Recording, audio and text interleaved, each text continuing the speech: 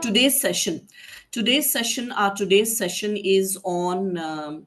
It's titled "Soft Skills and Leadership," but today majorly I will be touching upon professional communication and time management. Again, when I talk about time management here, I'm not going to teach you how to manage time. All right, I'm not going to teach you how to manage time. I have linked your time management to professional communication, and you'll be able to understand that a little later. I do not want to spill the beans in the beginning of the session itself. So, professional communication. So, communication is formal, informal. We have written communication, we have verbal communication. So whenever we communicate, we ensure that just before I sat for this session of yours, I know that I have to communicate here. So before you communicate, you kind of organize your thoughts, you kind of put your thoughts together, you kind of run that communication once in your head before you actually utter it out. And when it comes to communication again, um, people who communicate well, people who are able to articulate themselves well, people who are able to organize their thoughts and express themselves well, are the ones who are always successful. So sometimes the way we talk, we cannot write in the same way. The way we communication sometimes is very casual, sometimes is very informal. But then this, if I have to, whatever I am speaking, if I have to put the same thing in writing, it definitely picks up a more formal or a more professional style of writing. So when you write differently, and when you speak differently. So that's what we're going to touch upon. I'm going to teach you how to communicate professionally, how to add that elegance, how to add that poise, how to add that sophistication, how to sound more professional, how to sound dignified in writing and speaking both. And then slowly I will connect that to time management.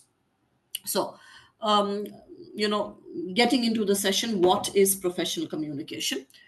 If I have to define professional communication, whenever there is communication, there is exchange of information, there is exchange of ideas, there is exchange of messages. And what do? We do this in a very structured way. We There is a purpose, and then we ensure that our communication is respectful. Whether in writing or in speaking, we ensure that we speak in a respectful manner.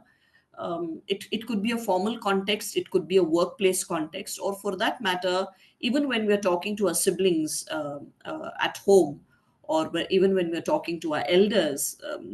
There again, we need to ensure that when there is exchange of information, our ideas and messages are structured.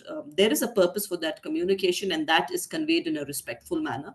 Today, of course, I'm not touching upon informal communication. I'm not getting down to social interactions. I'm not touching upon what you need to do when you're with your friends, the kind of communication that you need to resort to when you're with your friends. No, we are going to look at a more corporate environment. We're going to look at a more workplace. We're going to look at workplace scenarios where our verbal and non-verbal communication play a very important role, because through our verbal and non-verbal communication, that is through our spoken words, through our body language, through our written emails, through the written formats that we have, through our meetings, we convey a lot to our bosses, to the organization.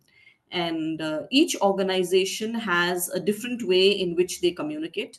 All of that is aligned to their organizational goals. All of that is aligned to the organizational etiquette or the professional etiquette that you and I are supposed to follow when we are at work. So, professional communication is goal oriented. If I communicate something professionally, there is a goal, or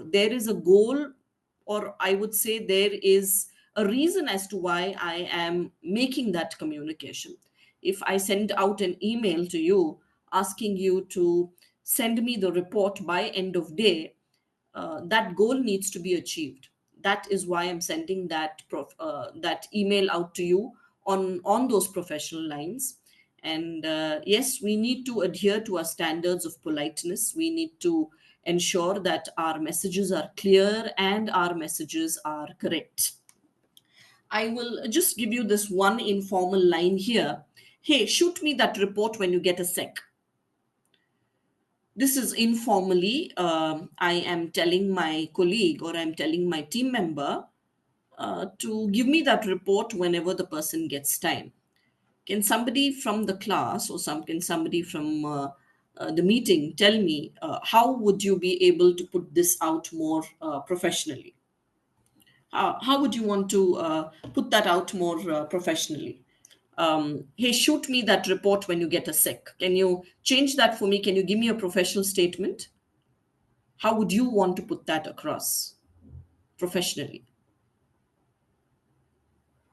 Could you share me the report once it is done? Okay.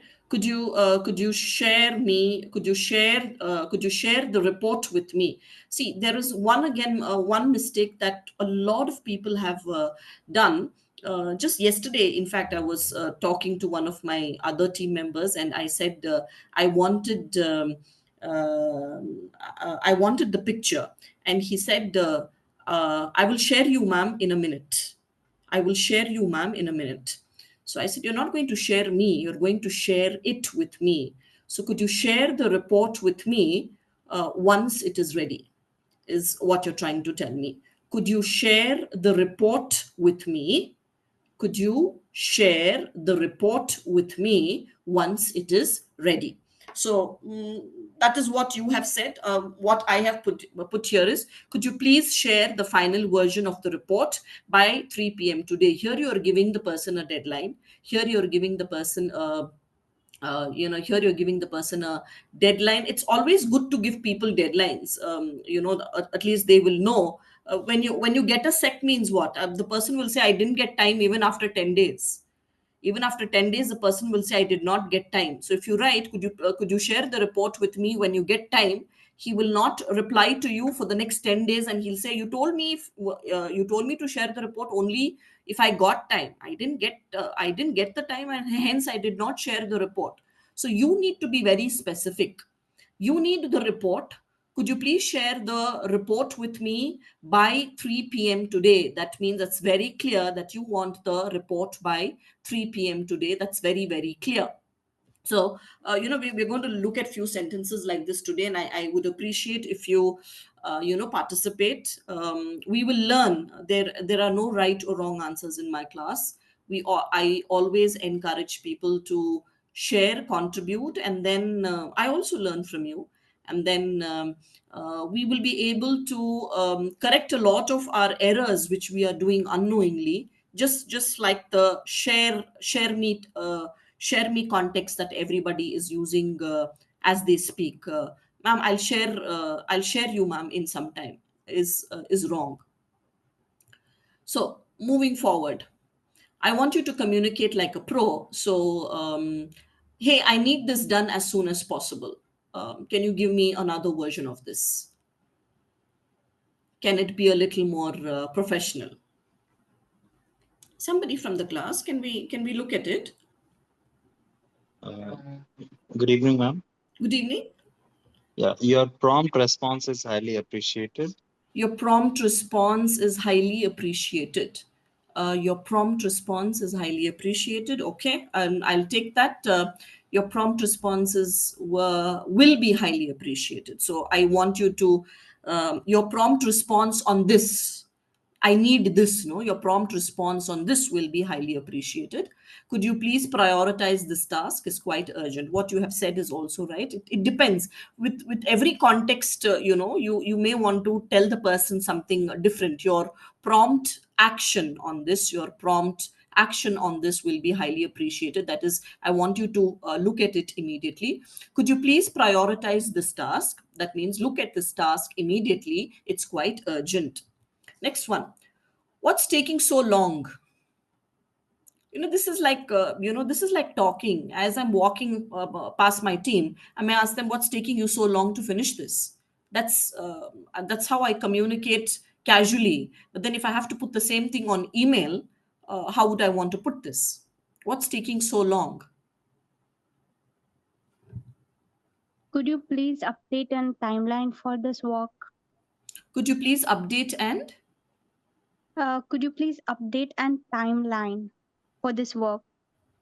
could you please update the timeline for this work? All right. Yes. Could you yeah. Could you please update the progress of the project? Could you please update the timeline for this assignment or for this task? Instead of for this work, we can call it an assignment. We can call it a task. We can call it a project. Project. Okay. Yes. Could you please update the timeline for this project? All right. So, what's taking you so long? Instead of that, we can say, just checking in. Do you have an update on the progress? Do you have an update on the progress? Could you please give me an update on the timeline or the deadline? Instead of the timeline, we can say, could you please give me an update on the deadline for this project? So that we can do. Yes. That's not my problem. Somebody comes to you and says something's not working. That's not my problem. Which sounds very rude. Okay, I can help you with this because I see that there is quite a lot of silence on the other side. Let me see how I can assist or connect you with someone who can help. Somebody comes to you and tells you that there is a problem that they have, that they don't have the resources, or their laptop has conked off or something like that.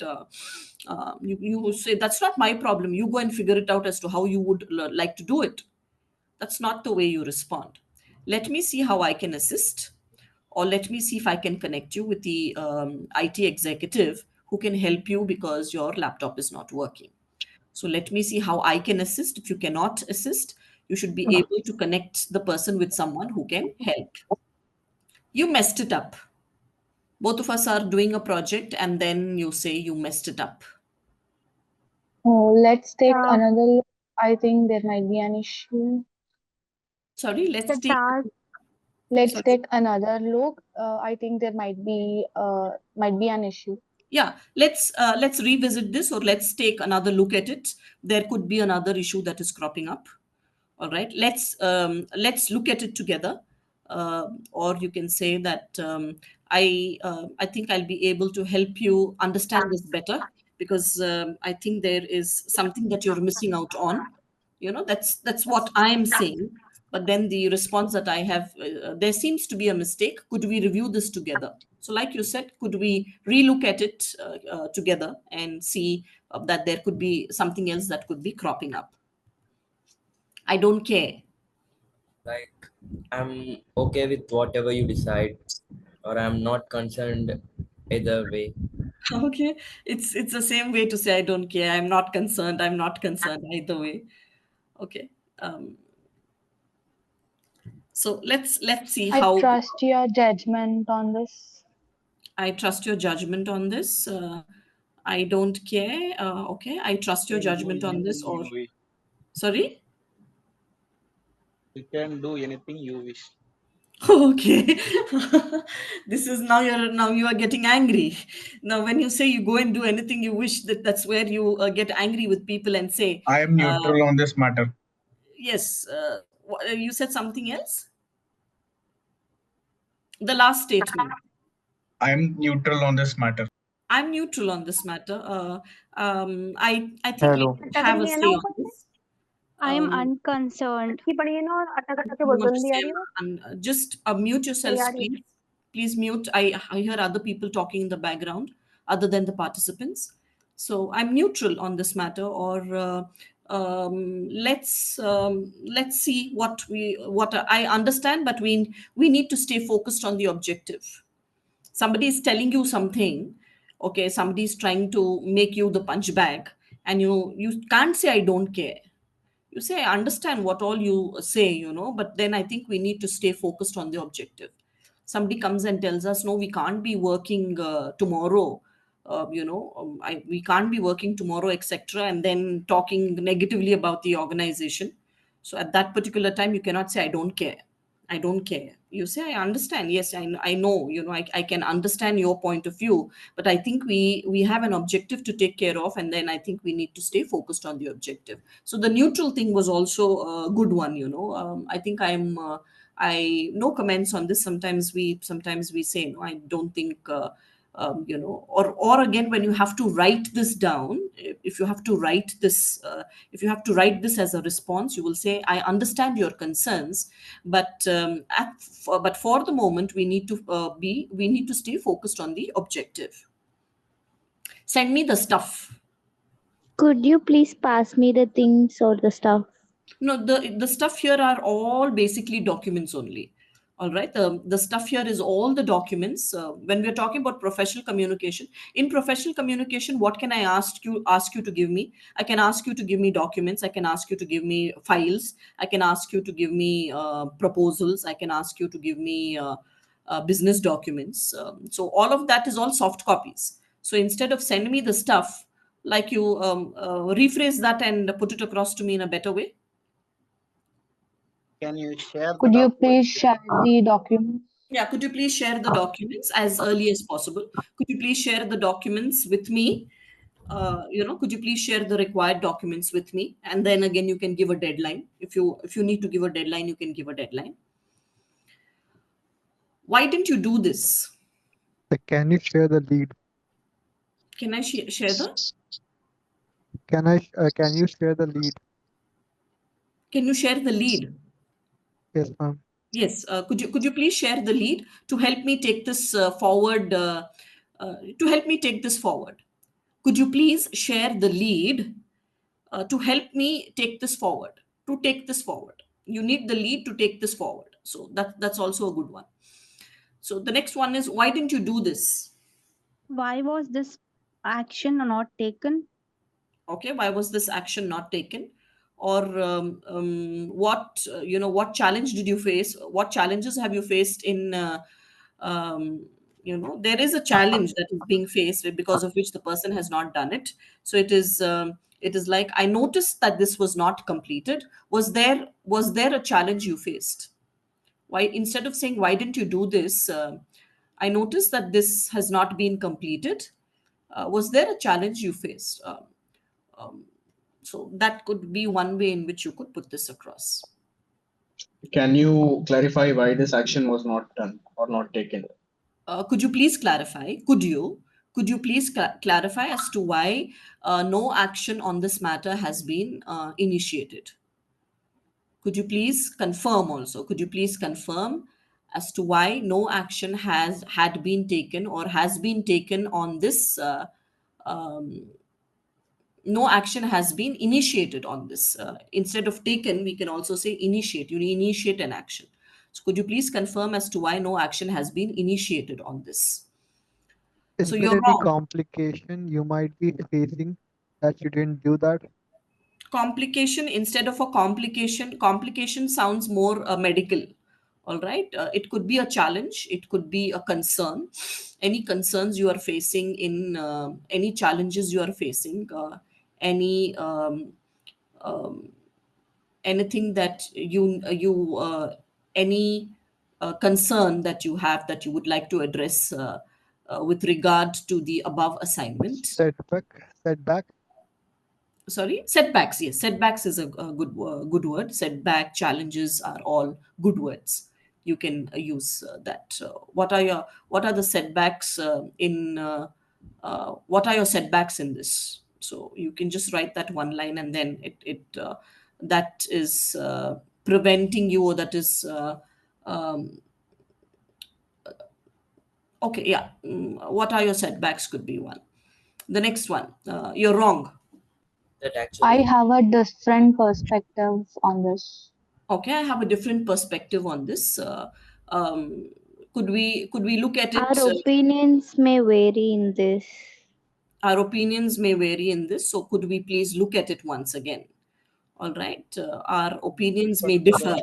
Yes, That doesn't seem accurate. it doesn't seem like it. Accurate. That doesn't seem accurate. This doesn't seem accurate. This Okay, this doesn't seem accurate, or this doesn't seem feasible. This doesn't, yeah, this doesn't seem accurate, this doesn't seem feasible. So could we look at it once again? So you are saying that you're wrong, but then again, we can sit and look at it once again. I see it differently. May I explain my perspective? Will you please allow me to explain my perspective or my suggestion? So I see it very, very differently. Like somebody said, I have a different opinion, or I have a different um, view altogether.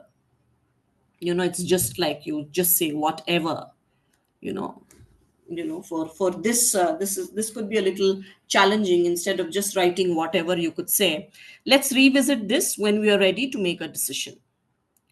Let's revisit this when we are ready to make a decision. So the decision, sometimes some things are put on hold. All right. Some things are put on hold, and then we don't get the time to look at it. So let's revisit this when we are ready to make a decision. This is boring. Can we take this forward? Can we take this forward? I'm telling you, this is boring. So can we take this forward means, or so how will the person know that this is boring? Could we make it interesting? Yeah, the interesting is a good word. Could we make it a little more interesting? Could we make it a little more engaging? All right. Instead of using a negative word in your email writing, you always I always tell my students, when I am asked to speak about my weaknesses, not mine. If a student is asked to talk about his weaknesses, instead of saying that I am short tempered. One of my weaknesses is that I am short tempered. I tell them, if your recruiter insists that he wants to know your weakness, you can say that, yes sir, sometimes I lose my cool when I don't see things going my way. I lose my cool. I do not want to use the word short tempered. We do not use negative words in our communication. Boring is a negative word. We do not use this. If I just write this is boring and send this out to my team, they say, ma'am is so demotivating. Ma'am demotivates. So if I say, could we make this a little more engaging, so that it aligns to the learning objectives? Could we make this a little more interesting to align it to the learning objectives? So little more engaging means it's already engaging, but then can we make it a little more engaging? I totally outrightly do not say that this is boring. So I believe we could make this a little more engaging with a different approach. So it depends. Hello, ma'am. Yes. Tell me. Can we do this in a different way? Maybe we can use this. Can we? Work on this matter in a different way. Could we use a different approach to complete this assignment? Yeah. Yeah. Could we work with a different approach? Could we work with a different approach to complete this assignment or to complete this project? So that means the approach that the person has taken is not aligning itself. It is not good enough, and so you want to change the approach completely. So you can say that also. Yes. So we've looked at 10 sentences. We've kind of looked at 10 sentences together, where we've understood that professional communication, yes, we need to be a little more careful when we put our sentences across. Otherwise, the reader who's reading our emails, the reader who's reading our report, can get offended, can get upset, and we need to sound professional, diplomatic, sophisticated, etc. So this particular slide, there is a difference between professional and informal communication. So what are the differences? I've put professional communication first and informal communication in the next uh, table, or in the next column there. So the tone of professional communication is respectful, formal, and neutral. But then for informal communication, it is casual, friendly, and yes, it can have an emotional element also. What is the purpose of professional communication? It is goal oriented. Why am I writing this email to you? Because it is task based.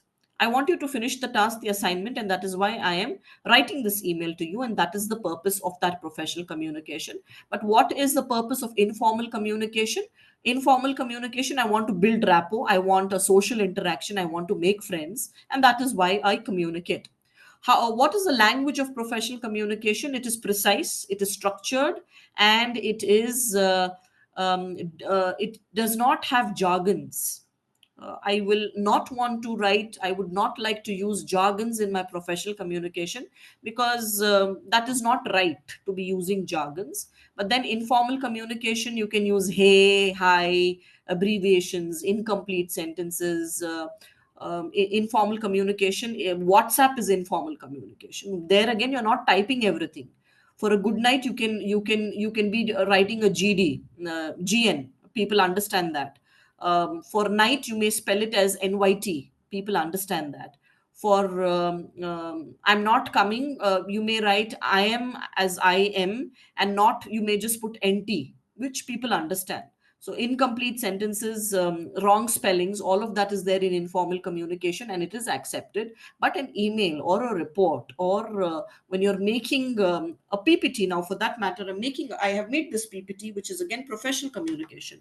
If every slide of mine had spelling errors, you would turn this presentation down. You'd go back and tell people, whoever have organized this seminar or webinar for you, you would go back and say, we not want to learn from her, or we would not want to sit for her sessions because every slide of hers has a spelling error. I cannot go back and say that I have used WhatsApp messages. The spellings that we use in WhatsApp messages, I've used the same. I thought students would understand. No. When anything is done professionally, there is no way in which mistakes can be pardoned. I will not pardon a mistake. I will not entertain, or I will not encourage a spelling error on my PPT if my students are making a PPT or giving me a presentation. So language is very important. You ensure that your spellings are all in place. Medium of professional communication are emails, reports, meetings, presentations. But then informal communication, you have your casual conversations, your chats, your texts, etc. Who's your audience in professional communication? They are your bosses, they're your colleagues, your clients, your stakeholders, people you communicate, you send emails to, who you send reports to, who you meet personally, professionally, face to face in an office atmosphere. But then informal communication, who's your audience? You have your friends, you have your peers, you have your acquaintances. Even for that matter, family also can come in the informal communication, because we actually most of the time take our family to be friends. Their family is equal to friends. So documentation, how is it documented in professional communication? It is documented, but then informal communication is rarely documented. So the minute sometimes when people come and tell me, in fact, there was a verbal request at office for some kind of support that they wanted. And I said, no, please send me a mail on this. Please send me an email requesting for support, and I will take that forward from there. So why is it that we ask for that email? Is for the documentation, is for I want that communication to be recorded, that on that particular day it was done, on that particular day that particular support was given, and hence it was done and completed. So the documentation is important. So that was the difference between professional and informal communication. Let's look at a few situations that require professional communication. Now, I may not want to, kind of, I don't want to do all the talking. Let me ask you, where do you think you are required to make this professional communication at work? Situations in which you make professional communication happen. Can you give me a few situations? Can you give me a few scenarios? Give me a few scenarios. Ma'am, could you repeat the question? My question is, give me few situations where you make these professional communicate pieces of communication happen. Situations where professional communication happens. Situations. While we're gathering information or data from clients. Okay, when you are gathering information and data from clients, that's where professional communication happens. So it is so we can say client interactions. All right, client interactions, professional communication is happening there. Okay, Yes. where else? Conflict resolution. Okay, conflict resolutions, or we can say, we can call it conflict management. There is a conflict, there is a conflict in the organization. There is conflict between the higher ups and you, or between two team members. So whenever there is a conflict that has risen, there professional communication plays an important role. Where else? In placement drive. Communication between managers. Yes, there between managers, that could be their daily conversations that they are having. So professional communication is happening for daily operations. All right, professional communication happens for daily operations. Yes. Where else? When someone is late to a meeting. Okay, when someone is late for a meeting, warnings. Okay, warnings. Where Ma'am, when when we are Permission taking from the appointment, colleague. for an important meeting, say that again. when an employee cannot make it on time or cannot make it to a meeting. When Then an the reason employee why we cannot are make it to a meeting, not able to attend a meeting, again, there is professional communication. So, when the we are taking appointments, taking appointments, yes, professional communication. If I have to take an appointment with my doctor, I cannot become informal there. I will have to say, Dr. Shweta, I need an appointment with you tomorrow at around 4 o'clock. If you can give me, if you're available, if you can give me the slot. In placement drive. Placement? Drives. In interviews, ma'am. Yes, interviews. Yes, interviews, placement drives, where you are meeting with your prospect, HR. employer. When Yes. you're Also asked in to do presentation. something outside your Presentations, yes. When you are making presentations, again, professional communication happens when you are presenting it to a group. So when you present a presentation to a group, that of course, yes, the entire setup is a formal setup. So there, professional communication happens. There, whatever you are communicating. Now, I'm making this presentation to you. It is professional communication which is happening between you and me. I'm not forgetting who I am. You're not forgetting who you are. We understand the dynamics, that it is a professional setting, and then we respect one another, and we are communicating with one another. All right. So professional communication, also. So these are the situations in which professional communication happens. Anything else that you would like to add? when you're asked to do something outside your role. When you are asked to do something outside your role, again, that is again a professional, that is also professional. If you need the job, you will have to do it. All right, you will have to do it. If even if it is outside the role, you will have to do it if you need to continue in the job. Otherwise, if you abruptly refuse, there again, you can refuse. There is, if you want to refuse, there is again a professional way in which you assertively say no. You don't get aggressive there. So you can say no to that, but even that needs to be done in a professional style. You don't Requesting see, permission from the higher authority. sorry. Requesting the permission. Requesting permissions from higher authorities, again, professional communication. You want leave, you want to go even for a 1 day leave. Even when I have to take 1 day leave, I write to my boss. I say, dear sir, I would even that, I would not want to write a mail directly. I go in person. I discuss that in person with him, and then I would go back and write, as discussed, sir. I would like to take leave tomorrow, as there is a family function, etc. Whatever is the reason, kindly approve my leave and oblige. Kindly approve my, I'm just not informing that I will not be able to come to work tomorrow, as I have a family function. Dear, regards, Shazia Seth. No, kindly approve my leave and oblige is that one line I will write before I sign my name off, because I'm requesting him to approve the leave. Yes. In Tell any me. seminars and in the events. Yes, any seminar, any events, any presentations, in all these places, you will have professional communication coming in. So let us look at the scenarios. If we look at the scenarios, and then we'll be able to understand what are the scenarios in which we have these situations. Interviews again, there is professional communication.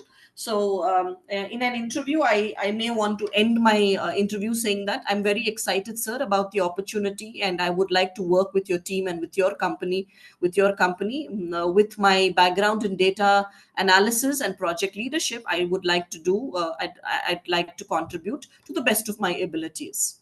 This is professional communication. If I speak out, I will speak it out.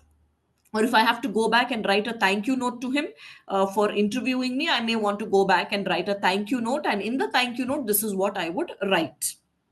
Client meetings. You did say client interactions. Why are we resorting to professional communication in client meetings? Is because we want to build trust.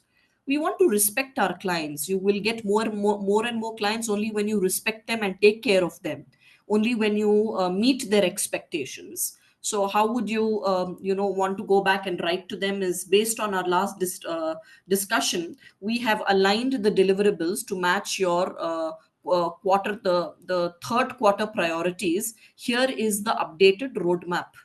So client meetings, after the client meeting has happened, you go back and write an email to them. Email correspondence. Why is it that email correspondence is also professional communication?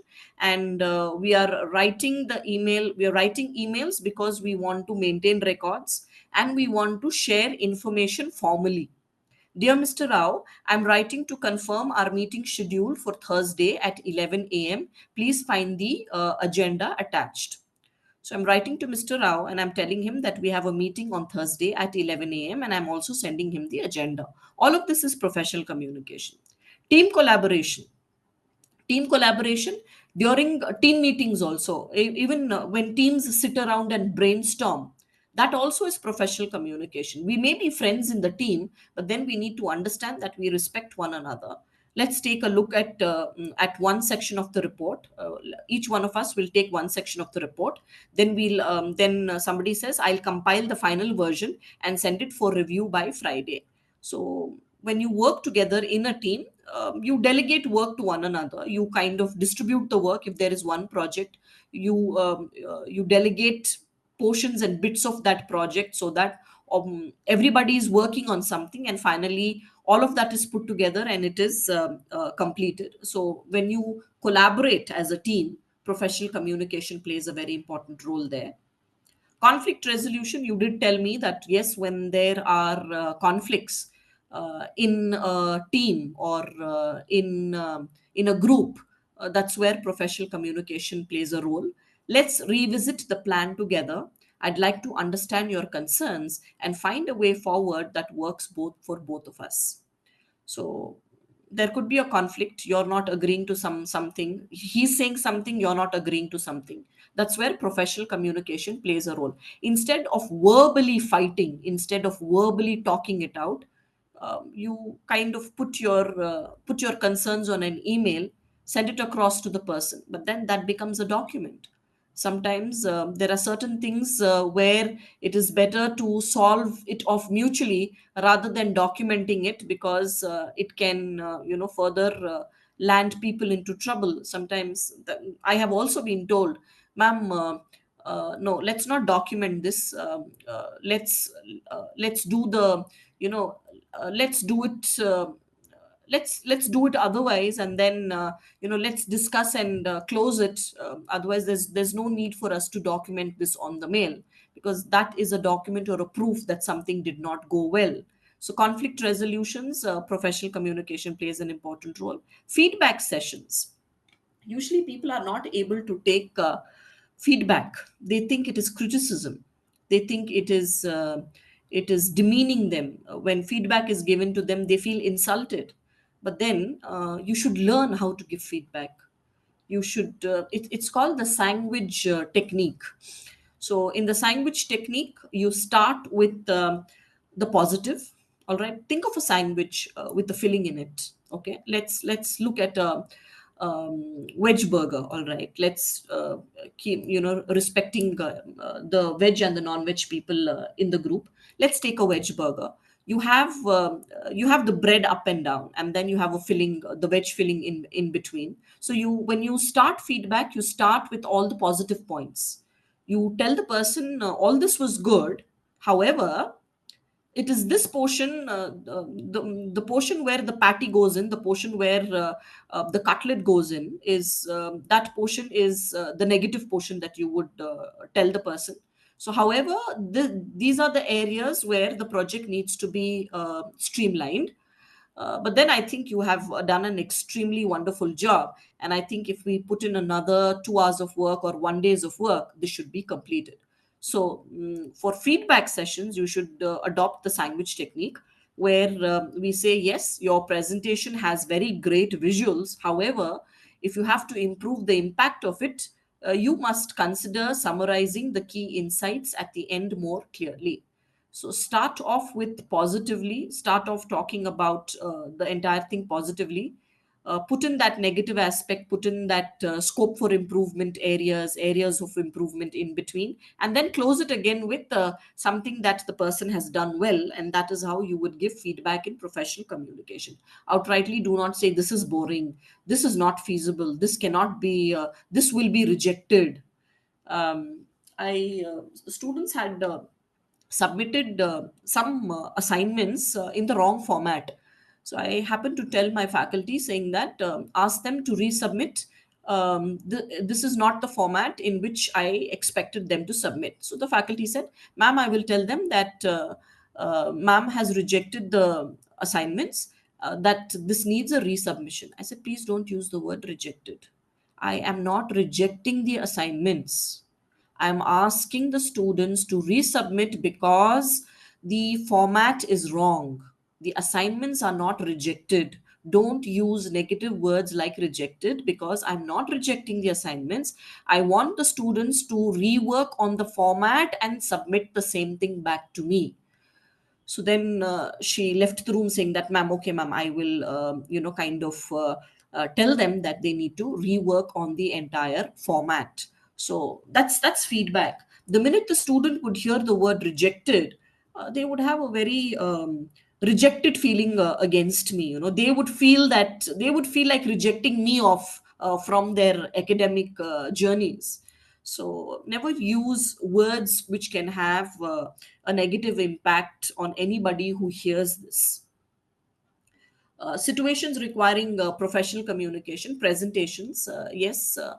So in presentations, again, you have professional communication coming in. Written reports, when you are submitting a report, it could be a business proposal, it could be an analysis that you are documenting with some decisions or recommendations. So there again, professional communication plays an important role. You will write, this report outlines the risk assessment for project XYZ, detailing financial factors, operational factors, and compliance related factors. So written reports, you need to ensure that it is written in professional communication. And then again, when you're making a virtual call or when you are an online forum, you need to resort to professional communication. Currently, we are on a virtual call. You and I are on a virtual call. If I, I need to respect that. I need to respect that, yes, I'm on a virtual call, though it is an online forum where I do not see them face to face completely, or for that matter, I do not see them wholly completely. I need to ensure that whatever I'm speaking on this side of the room, when it reaches them onto the other side, it sounds professional, sophisticated, polished, and it is up to the mark. So here, again, uh, um, when you are doing a virtual con or something on an online forum, let's please keep our mics muted unless we are speaking. So we have our rules. We have our rules also for the virtual calls. Sometimes if there are too many people in a meeting and I have to take questions one by one, I may ask you to raise your hand. So when you raise your hands, I may take your questions based on the hands that go up. Crisis communication, situations requiring professional communication is in a crisis, in an emergency, if we have to manage an emergency. So sometimes it says that when there is a crisis or when there is an emergency, people expect you to respond. So, how is it that you respond? We acknowledge the issue and we are working with our tech team to resolve it. Our next update will be shared at 2 p.m. today. We appreciate your patience. Sometimes, the internet, there's no internet, or there is a power cut, or there is some major breakdown in the institution or in the organization you are working. So whoever is the person concerned, he would send us a mail saying that we are currently, the team is currently on the issue to resolve it. It should be sorted. They give you a time before which they'll say 2 p.m., but sometimes they can get it sorted by 12 p.m. also. So it's always better to give extra time and resolve it before time. So if you know it's going to get resolved by 12 o'clock, don't put 12 o'clock. Say 12:30 or say 1 p.m. And then if people are looking at that 1 p.m., and if you're able to solve it before that, you become like a god. You are that Superman or the superhero for them. So, and then you say, we appreciate your patience. That's how, for any inconveniences caused, I always tell people who write emails, I tell them, don't write, I'm sorry, I will not do this again. You're not a school going kid who's writing an imposition and telling the teacher, I will not make this mistake again. You write sentences like, I regret the inconvenience. I would not even suggest you to use the word apology or sorry. I would say regret the inconvenience. Regret is a better word, is a strong word, which expresses your apology. So instead of using the word apologize, I apologize for the slip, or for it was just that it slipped my mind. Regret the inconvenience. Regret the oversight.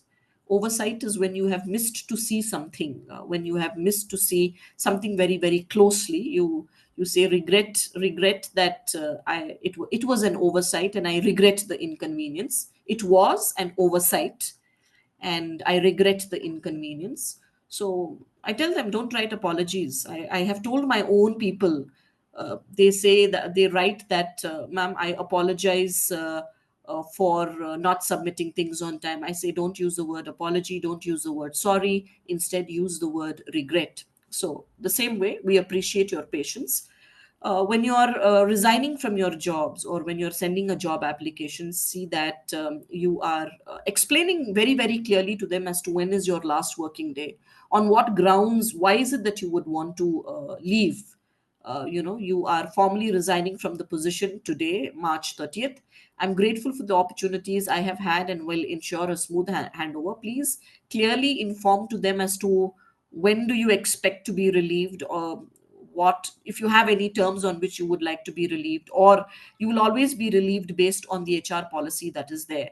Anything, if you need a favor from them, if you need a waive off of something, if you need your notice period to be waived off, or you want to be relieved a little early, communicate all of that in polite language, in language which is assertive. Never sound aggressive on email, because if you sound aggressive on email, that will work against you, that will go against you, it will backfire. So there is a proof that you have been rude, there is a proof that you have sounded aggressive, and people will not comply, or people um, will not go that extra mile to do anything from you, for you. So if you sound polite and if you sound courteous, you'll be able to do things, you'll be able to get things work done, you'll be able to get your work done faster through those emails that you write. Now, why what matters in professional communication is, it's just not about speaking well, it's about a lot of these combinations. You need to be clear, you need to have clarity.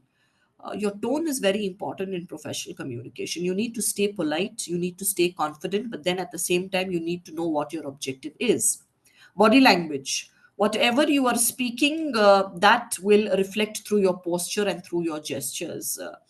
Um, I should say, to a certain extent, that I am blessed when I request people for something, they never refuse. I'm talking about in emails. Emails is a different thing. I'm talking about personally also. Personally also, when I have the eye contact with them and when I talk personally to them and I request for some, when I request for a favor or when I request for some help or some support, I'm talking about professionally, all right, anywhere professionally, my offers are never turned down. People never turn around and say, ma'am, we cannot do it. So that is something that I think will work for you if you are polite. If you, at that particular moment, you should forget. Uh, at that particular moment, you should forget that you are the boss somewhere, or you are, the daughter of a king, or for that matter, if we sometimes we carry those attitudes. Sometimes a designation may prevent me from going up to somebody and asking for help, and then I may wonder what will he think, yeah, if that I am coming and asking him for this kind of support. But no, I keep all of that aside. When my work needs to be done, there is no designation, there is no gender, there are none of these rules that work for me. There is there this discrimination, or this discrimination or this line drawing is not there. At that particular time, I need my work to be done. I Irrespective of whoever the person is, and I know my solution is rests with him, I would go forward and ask him to support me. And that, again, when I say irrespective of whoever it is, that I need to do professionally, keeping my principles and keeping my values and morals in place. I do not compromise on any of them. Listening, active and empathetic listening. When you listen, again, that is half your professional communication is done. Respect is very important in professional communication, especially the hierarchy. When I write to the vice chairman of my institution, I write respected sir, but then to everybody else I write dear sir. So you need to acknowledge roles, you need to acknowledge hierarchy, and you need to ensure that when somebody is reading your email, they feel respected, they do not feel insulted. Adaptability, there is you need to adapt based on your audience and the culture. Based, it depends on who you're writing to and what tone Hello. you would expect. You tell me, Ma'am, what is means by respect? what is what is the meaning of? Please ask, it's okay. I'm waiting. Okay. I didn't get your question. Only if I can get your question, I can answer that. Okay, I'm not able to, you're not responding. So I have to get to the next one. Timeliness, you need to ensure that, well, professional communication, again, when you get an email, you should be able to respond to that email in 48 hours. Respond promptly, meet the deadline. If your boss says end of day, it has to be end of day. And if you're not able to do it by end of day, please write a mail again stating that, sir, ma'am, I understand that this had to be submitted by end of day today. However, I am unable to complete it due to this reason. I request you to give me an extension till tomorrow morning 10 o'clock, and it should be done. So if you're not able to meet a deadline, inform your managers, inform your bosses that you're not able to meet the deadline, and then you ask for an extension and then complete it. Documentation, you'll have to keep your records wherever required when it comes to professional communication. Now, in professional communication, there are various factors that we need to take into consideration. Professional communication is verbal. Now, what is verbal communication? If somebody can tell me from the class, what is verbal? What is verbal communication? The communication where we speak directly to the person. Yeah. Now I'm having verbal communication with you. Now I'm having verbal communication with you. And in a team meeting, there is verbal communication happening between the team members. So if I say, yeah, I guess we could do that later, maybe. Can you give me a professional line for this? How can I say the same thing with sophistication? I I guess we consider this, but can we postpone this to later? Yes, yes, this needs this. I consider this has to be done, but if it works for everybody, can we postpone it for tomorrow? All right, so something like that. So based on our This work, task can be yeah, this tell me. task can be accomplished at a later date. Yes, I understand this task can be accomplished at a later date. Does that work for everyone? Are we all on the same page? We need to get a confirmation from the others. Are we all on the same page? Does if anybody has any concerns, you can please raise right now. If you think you don't want this to be postponed for tomorrow. So based on our workload, I suggest we address this in tomorrow's meeting. Would that work for everyone? So that's a more professional way of putting it across. Apart from verbal communication, there's something called non-verbal communication. And when I'm making a presentation or when I'm presenting an idea, if I'm sure you would agree to me, or for all this while that I've been talking to you, I have made it a point to look into the camera. I would not avoid eye contact even in a virtual meeting. And you would have seen me sitting upright all the time. I cannot slouch in my chair just because my audience is not there in front of me. My audience is physically not there in front of me. So I cannot slouch in my chair. So when I present an idea, my non-verbal communication or my body language, I need to ensure my posture is upright. I have steady eye contact and I have controlled gestures. I don't make faces as I talk. All right. I need to keep my facial expressions in control. I do not frown. I do not smirk. I do not make funny faces. All right. So I need to ensure that my gestures are controlled. And when I'm presenting an idea, I would say, here is the data that supports our approach. I will walk you through the highlights. I'd like to take you through the presentation right now, where I will give you data about the approach that we plan to take forward. So that is nonverbal communication. Nonverbal communication, that is body language, plays a very important role when it comes to professional communication. Written communication, you all will agree that written communication is very, very important when it comes to professional communication. So email to my manager, hey, just wanted to say I finished it. Can you write like this? Can you correct this for me, please? Can you correct this written communication for me, please? Hello, glad to inform that I've completed the assigned task. It's your boss. So you will say hello. What would you say if you have to write to me? Ma'am or sir. Yes, dear ma'am, dear sir, dear. Respected, sir. No, respected is for educational institutions. Respected is for educational institutions. You can use dear sir, dear ma'am for all your emails. Just write dear sir, dear sir, dear ma'am for all your emails. Don't even think twice before you write dear ma'am to somebody you don't know. If you write dear ma'am to me, accept it. If you write dear ma'am to somebody you don't know, also accept it. But then if the lady is the governor, so I would there I would there is the governor of the state or the prime minister of the country. There we would write honorable. There we would write honorable. So there are different ways when it comes to politics. There are different ways. The salutations are very different. But for you and me on a daily basis, it's dear sir, dear sir, dear ma'am. For students who are writing to principals, they write respected sir. For students who are writing to principals, they write respected sir.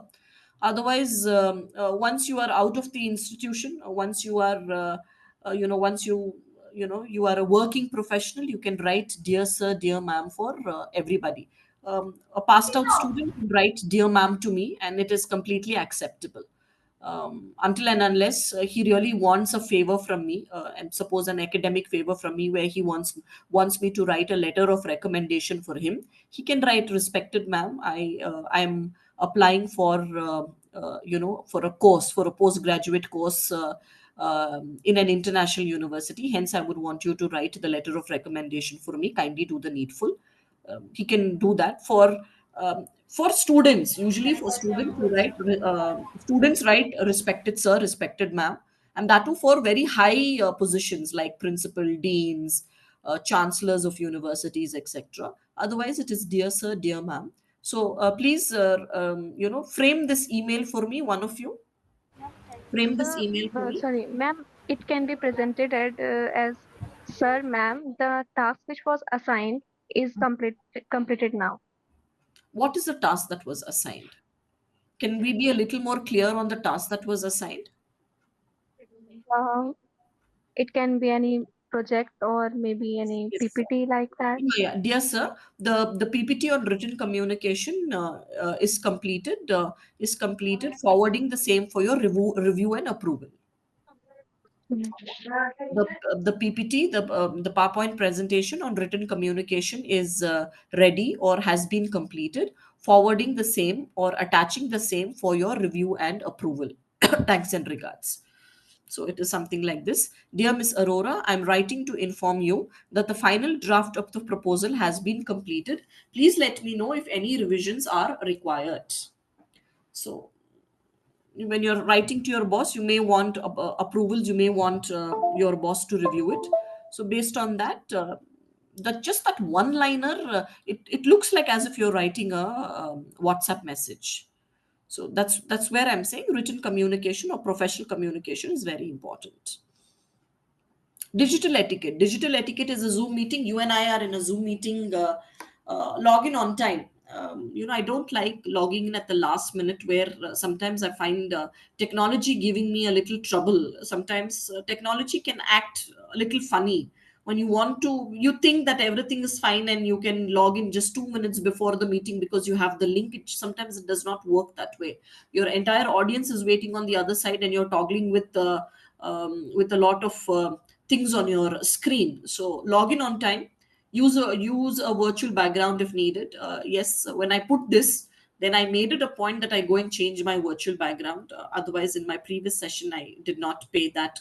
I was not very particular about it. That it was absolutely fine with me. Greet the group. You say good evening, good morning, everybody, based on the time of the day. Mute the mic when you're. Tell them to mute the mic when they are not speaking, or for that matter, even when you're not speaking, you mute the mic and you don't have to be on camera until and unless it is required. And yes, when you are in your Zoom meeting, do not eat, do not multitask, and do not chat in parallel. Um, and then don't say, sorry, I was doing something else. Can you repeat? I was not listening to you, so can you repeat? Just before I came for the session, I had a cup of tea. I had that just little last bit that was left in the cup. Yet I did not drink it because I was already in the meeting and I had already switched on my camera. So no eating and drinking is allowed. No other kind of activity is allowed as soon as you are you log into your Zoom meeting. So that again is professional communication. There again, by doing all of this, you are professionally communicating the image that you carry as a presenter or as an audience. I'm a presenter today for the meeting. I'm a presenter and you're the audience, so it depends on the kind of image that you're projecting to the people through your behavior. Interpersonal and emotional intelligence. So, professional communication plays a very important role even in your interpersonal relationships. Now, let me give you a context. The context is a colleague is stressed or unwell. He is unwell or he is stressed. So, what kind of, how will you professionally communicate with him? If you need to talk or take a break, I'm here for you. Okay, if you need to talk or take a break, I'm here for you. Or that's being there. That's your emotional intelligence. You see that the person is really feeling overwhelmed. Sometimes I've seen people in my own team, they get a little overwhelmed because of the tasks that keep coming onto their table one after another. They've half finished a task and then one more is there on the table. The second one or the third one also reaches the table even before the first one is done. That's how it is these days. It's called the hustle culture. Hustle culture is where you do not have time to sit and take a deep breath. Even before you take a deep breath, the next task or the next assignment or the next project is already on your table. And until and unless you run that way and you hustle that way, you'll not be able to survive, because competition is very high. Everybody is running the mad race for power, money, designations, all of that. If all of us want to live a comfortable life, all of us want to survive, and nobody wants to take a break. Nobody wants to take a break. If you take a break, we are scared that somebody else would fill in that position for us while we are on the break. So, like you said, if a colleague is stressed or feeling overwhelmed, if you'd like to take a moment, if you'd like to take a break, I'm there for you, is what you would like to. That's how you would like to express your emotional intelligence. A professional approaches. I've noticed that you seemed overwhelmed lately. Would you like to talk? Or would you like to talk, or if you have anything that you'd like to help me with, I'm there. I'm happy to support. But then there are people who would pretend to be overwhelmed all the time, and if you go and offer that help to them, they may want to keep pushing it to you all the time. So this can be done once in a while. You can't be the angel all the time, because your plate is also full. Nobody is helping you with your tasks. You're managing it all by yourself. So once in a while, if you feel that the person is really down, you can probably check with them, as they if they would you would like to support them with anything that they're feeling difficult. This approach, it demonstrates your empathy and your initiative. Cross-cultural sensitivity, when you go to another country, or when you have people from another country in your city or in your office, when you're collaborating with an international team, so there you need to sometimes, professionally, you need to tell them a lot of things. In our region or in our country, deadlines are strict, but I understand time frames may vary. Could we align expectations in advance? So when we're dealing with an international team, or when we're dealing with a vendor or an outsider, we need to align our expectations. Otherwise, there could be conflicts later. He would say, I was not informed. You would say, I didn't know you work on these terms. So could we align our expectations in advance? Could we understand what our expectations are to complete this project, to get this project completed? So that has to be very clearly told to them in a professional way, so that they're able to understand the entire objective of whatever we are doing together. Public speaking or presentations, whenever you are making a public speech or you're making a presentation, your professional communication plays a very important role. Suppose you're presenting a slide to the leadership team, to your bosses, and the context that the slide is a bit messy, but I'll try to explain. How can you put this professionally? Your slide has information which has all little wrong information. There could be a spelling errors, or there could be something wrong with that slide, and you have projected the slide and the leadership team has already seen it. So how will you explain to them, or how would you say that you are sorry? I want a professional Uh, statement. the slide is a bit detailed, so let me break it down for you. It's detailed. In what way? I don't see detailed. I see that the data is all messed up, if your boss tells you that. It can be written as the assi- the presentation is little bit unordered with little mistakes.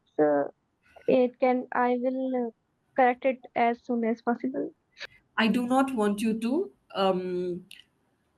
in front of so many people, I do not want you to say that it's unorganized, or for that matter, it has a lot of mistakes.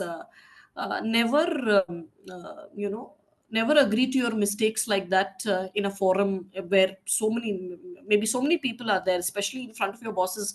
Never say that, I know, sir, it's unorganized and it has a lot of spelling errors, and I will look at it. So your boss would say, you should have, Shazia, you should have done that before bringing it to the table. Okay, ma'am. So how do you think you may want to put it? Anybody else would like to try? And so This the may look slide. complex, so let me break down it for you. This this may be a little complex, so let me break this down for you. Or for that matter, if I come to a slide and then I feel that it's all messy and it does not, it has spelling errors and it has the wrong information, I may say that, so I'd like to, I may want to skip this particular slide. I may want to skip this particular slide. I would probably give you the gist of it, or give you the content of it. I may want to summarize it for you, because then that's a little, um, that still needs to be organized. That still needs a little, it still needed a few final touches. I need to update, or you can say, I need to update that slide with the most recent information that has not been updated. So I'd just like to give you, just the summary of it, without projecting it. So you probably skip it. You can skip it because you don't want them to see the errors. You don't want them to see that it is not updated. This particular slide, you can tell them, this particular slide I'd like to skip because it does not have the updated information. Well, as soon as I update that, I should be able to share it with you.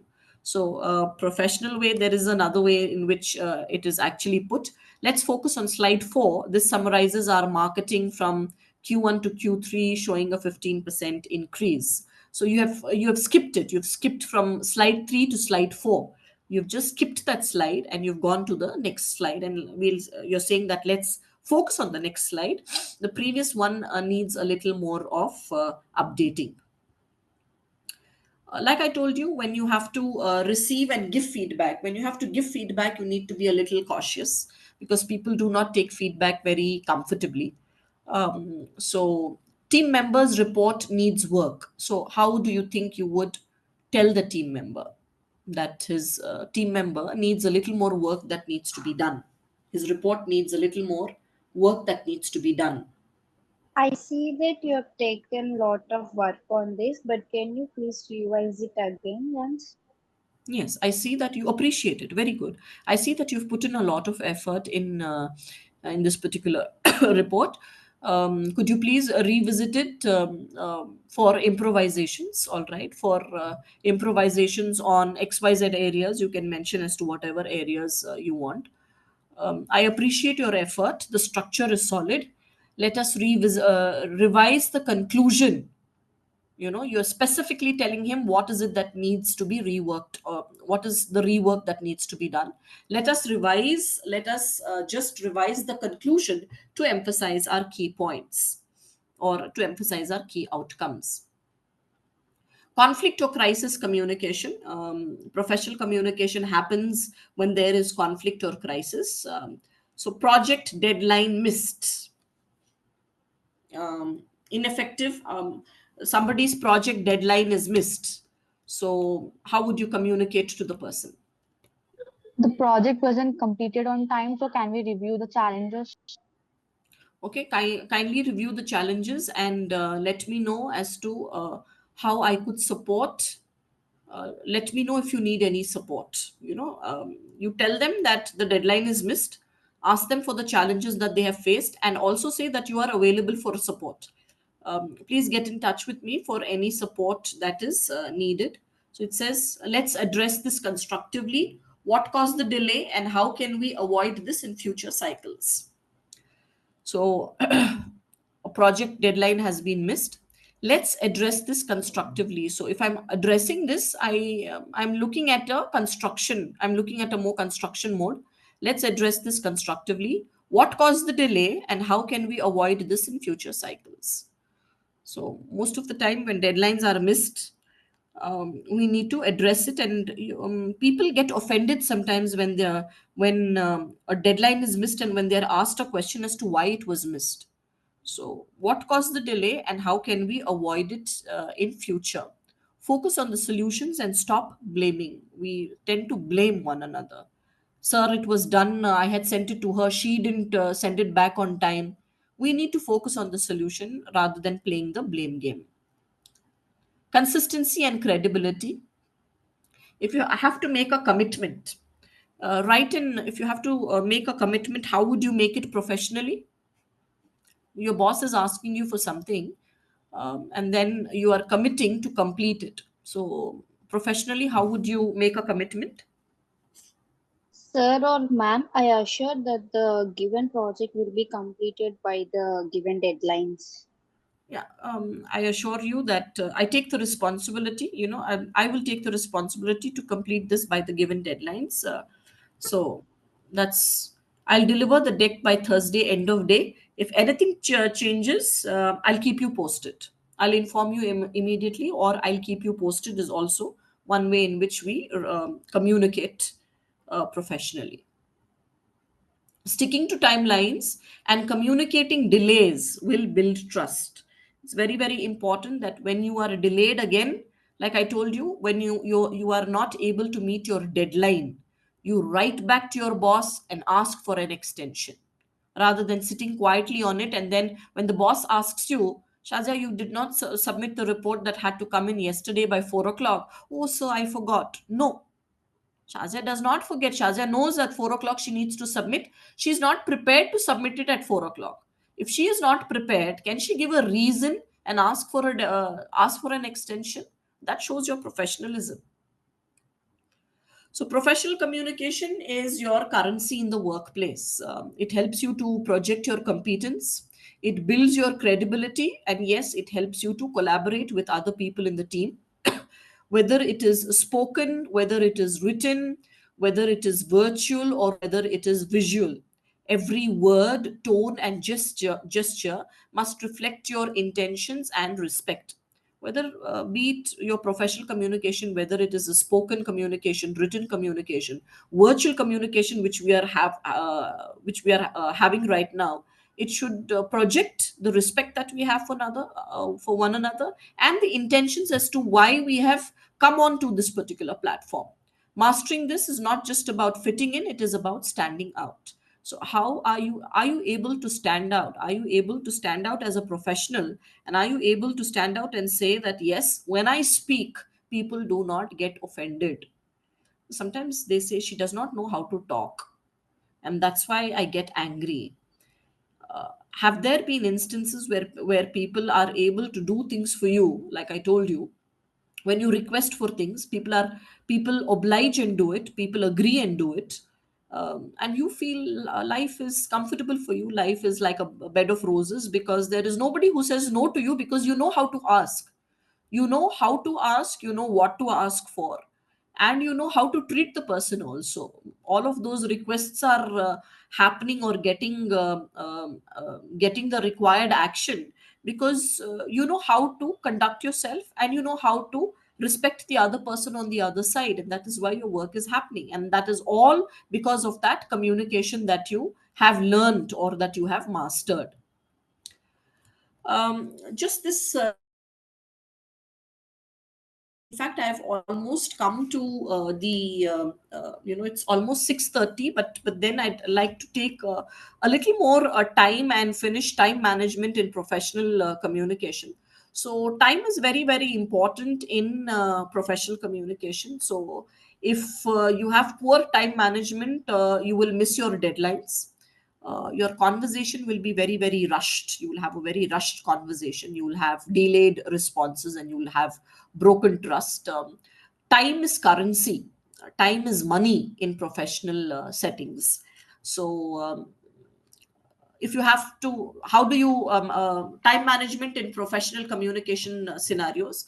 In an interview, if a question is asked, you ensure that you speak or you answer that question, and you take 2 minutes to answer per question, so that you stay concise and you stay impactful. You don't ramble, you don't go on rambling. If you go on rambling, the interviewer can get bored and ask you to leave. So you need to be very, very specific when it comes to your time management in interviews. Time management with your client meetings. you'll have to circulate the agenda 24 hours in advance. Stick to 5 minutes per topic to respect the client's time. The client will not have a lot of time. Sometimes the client will say, Shazi, I'll give you 20 minutes tomorrow. Just 20 minutes. You can come at 11:20. I have to go for another meeting. Do not think the client has all the time in the world to that he'll be able to sit and listen to you for an hour together. No. So respect your client's time. 20 minutes given to you, you should be able to wind up in 15 minutes and say, sir, I'm done. You have the rest of the 5 minutes for yourself. Email correspondence, respond to all the emails. Here I have said within 24 hours, but then within 48 hours, you should be able to respond to your emails. Team collaboration, time management, you need to have a calendar. If you're sharing a project with somebody, you need to have a calendar together, so that you know that you need to have a calendar with deadlines. On day one we finish on 20 by 25th we finish the first part of the project. By the next 10th we finish part 2 of the project, and by the next 15th we finish part 3 of the project. You need to have a shared calendar, so that the last minute rush is not there.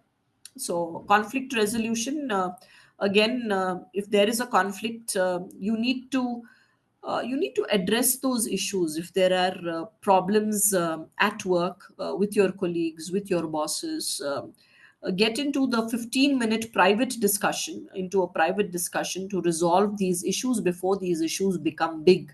They say nip it in the bud. It's a very popular saying. They say nip it in the bud.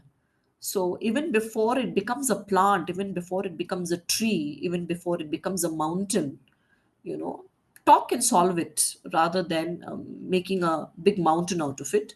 So ensure that you have a 15-minute conversation with your colleagues and then sort that out. Feedback sessions, you should be able to give feedback. Probably after I do a session, I definitely get back to EdiGlobe and I ask them to feedback. I ask for feedback for the session, and that feedback needs to be given within 24 to 48 hours, so that as long as it is fresh, the incident or whatever has been done needs to be fresh. So feedback, again, even in a classroom, when students do a presentation and when they come for a feedback after 1 week, I tell them, I don't remember what you spoke on. What was your topic? How many slides did you have? What videos did you show? How did you relate to it? If you can tell me, because feedback can be given within 48 hours. So ensure that if you have to give feedback, feedback is given within 48 hours of an incident. Presentations, always use the 10-20-30 rule. 10 slides, 20 minutes. Maximum the font that you can have is 30-point font. So this is about 16, I think. This one is about 16. So the maximum font that you can have in a slide is 30. So that is the rule of the presentation. Written reports, take 40% of your time for research, 40% of your time for drafting, and 20% of your time for editing. That's how you will manage your time. When you're writing a report, 40% of your time, suppose you have 1 hour. In that 1 hour, you should have you should spend about um, 25 minutes, 25, yeah, 25 minutes for research, 25 minutes for drafting, and 10 minutes for editing. Okay, so that's how you would break it down. So that's how you manage your time when you write a report. And again, for your virtual calls and forums, always log in 5 minutes early. Use timers to manage the discussion time. When there is a crisis, even if you don't have an answer, like I told you, we are investigating and we will update you at 2 p.m. So by 2 p.m., even before 2 p.m., if you're able to update them, then they would say that they have really managed their time very well. So during crisis, this is how you will manage your time. This is how you will handle that professional communication scenario and manage your time. And again, in a job resignation or a job application, you will have to send a letter to them 4 weeks in advance, saying that don't tell them that I'd like to go tomorrow. Nobody's going to relieve you tomorrow. Every organization has a notice period. Some organizations have 1 month, some organizations have 3 months. So write the email saying that I am resigning from my position, and effective with effect from today, and then I would like to be relieved on this particular day. That means I have served my 1 month of notice or 3 months of notice. So manage your time wherever you are when it comes to your professional communication. Here, I'd like to say that time is one of the most visible expressions of your professionalism. You may speak the right words, you may use the correct tone, and even you may dress accordingly, according to whoever you are. But if your communication is delayed, if your communication is disorganized, or if your communication is that last minute notice that you get, your message gets distorted. In a professional world, what you say is only credible as when and how you say it. Every email you send late, every report that misses a deadline, every meeting you delay or overrun, it communicates something about your work ethics. So, conversely, showing up prepared, sending up timely follow ups, delivering before the deadline, or acknowledging issues proactively, all these actions will build trust, reliability, and influence. Time management is not about calendars and checklists. It's about showing respect for other people's time and bandwidth. It's about being present, punctual, and prepared, and you are aware of your priorities. So, time management is, I tell you, time management, you cannot manage time, you have to manage yourself. I cannot, I cannot go and stop the hands of the clock and say, stop, I need another 5 minutes, I'm not done. I should have managed myself. So it shows respect for other people's time. It shows, so it's all about being there, being punctual, being prepared, and being aware of what your priorities are. Think of time as a frame that holds your communication together. Without the without the frame, the picture will fall down, right? So the message will fall apart. When you manage time well, you don't manage your tasks, you manage your impressions, you manage the outcomes, and you manage the relationships. You need to ask yourself this one question: did I respond on time? Did I prepare well in advance? Did I respect other people's time during this interaction? And if the answer is yes, you're not only communicating professionally, you're also leading with professionalism. So let your communication reflect not just what you know, but how well you manage your most valuable asset, that is time. So at this particular time, I'm looking at my watch. It says 6:36. So I have taken 6 more minutes of your time because I think I started 6 minutes late. So this entire presentation was timed for 1 hour, 1.5 hours. So yes, going back to the class and wanting to talk to you maybe for another 5 minutes. Any questions here? Any questions? Anything that you'd like to know? I have about 77 in the group.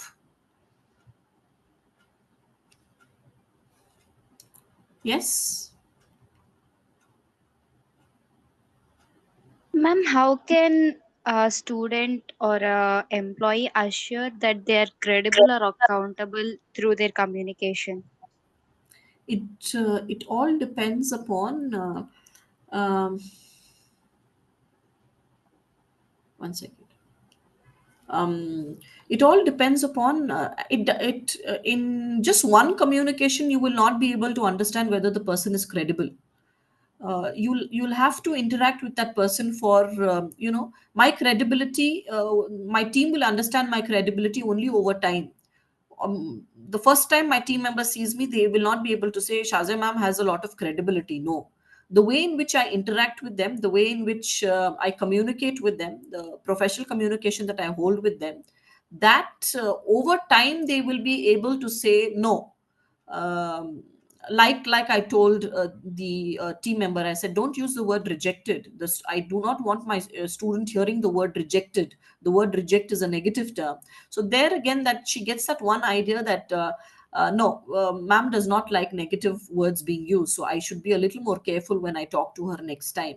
So I said, don't use negative words when you are in my room.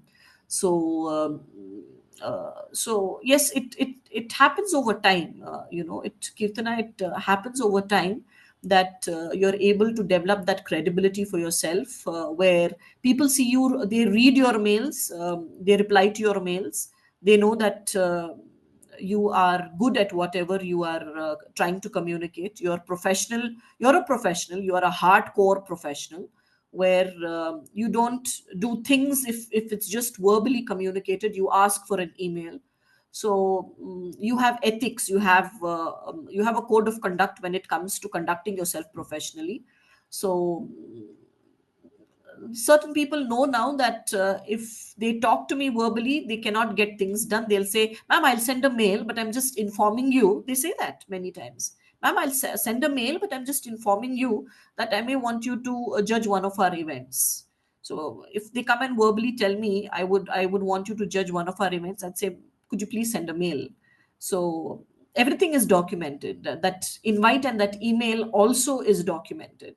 So they'll understand your style, they'll understand your way of working, but then that will take them a little time. So you need to stick very rigidly to your style of functioning, how you function, how you communicate, what you write.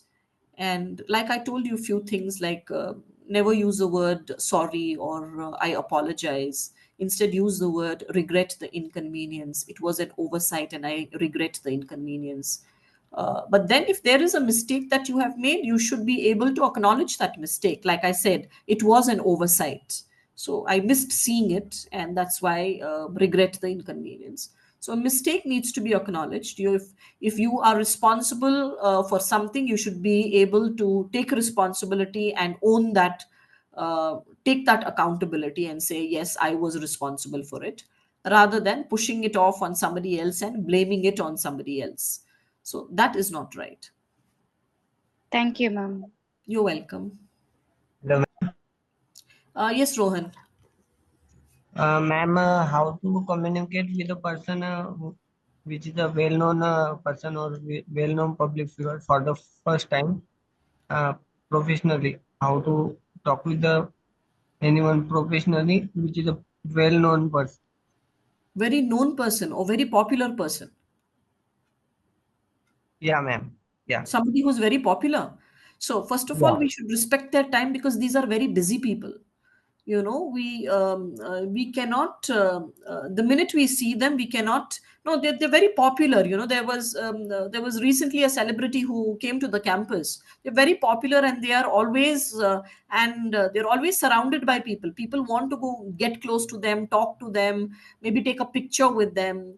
So we need to understand what they are comfortable with. If and again if they're in a crowd and you think at that particular time you can get that one little minute for yourself and just say a hello to the person.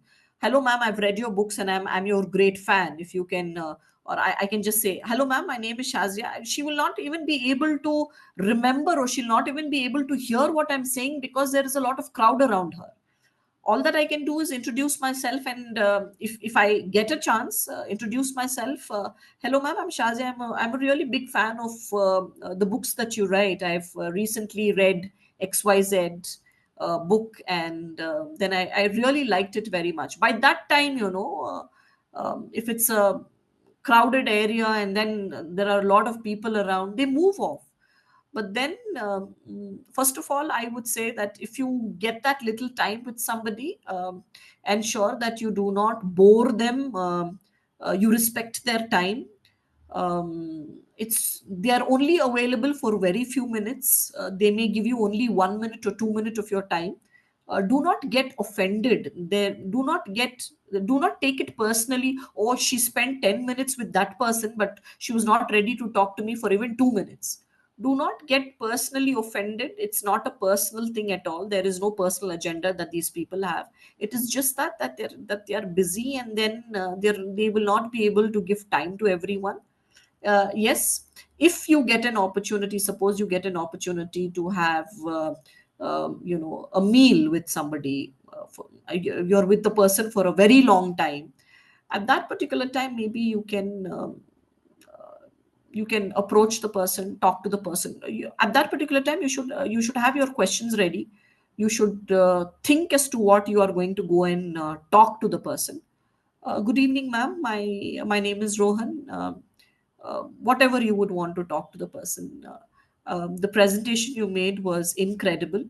That portion in the presentation where you spoke about, now suppose I'm talking about professional communication, that portion of the presentation where you spoke about leadership, or that portion of of the presentation where you spoke about how leadership plays a very important role in the corporate sector, that was outstanding. Just wanted to congratulate you on the amazing presentation. Then she would turn around and say, thank you very much, Rohan. So Rohan, what do you do if the person is interested? The person would extend the conversation. So Rohan, what is it that you do? So then that prolongs the conversation. If she turns around and says, thank you very much, Rohan, have a good day, so the conversation stops there. So at that particular time, when she says have a good day, you don't stand there and try to prolong the conversation. Then that it seems like as if you're not giving the person the space.